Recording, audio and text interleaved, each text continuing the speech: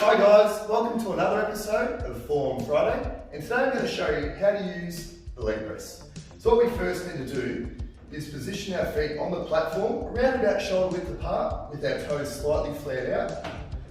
Now it's time to get started. So if you're in a traditional gym, you'll have handles at the bottom which will rotate inwards and outwards. That's to get the weight started and to also re-rack the weight.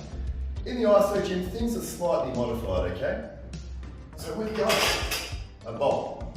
So we take the bolt out, now we can get started. So when we come down, we want to come down nice and controlled until our legs come about 90 degrees with the ground. Then we push up, breathe out. Breathe in, breathe out. Now guys, as you can see, when I get to the top of the exercise, my knees are still slightly bent. I'm not hyperextending my legs, okay? And the reason being is if we hyperextend our legs, we're putting way too much pressure on our knee joints, which could cause an injury.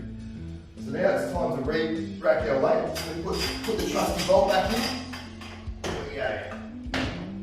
And there you have it guys, the leg press.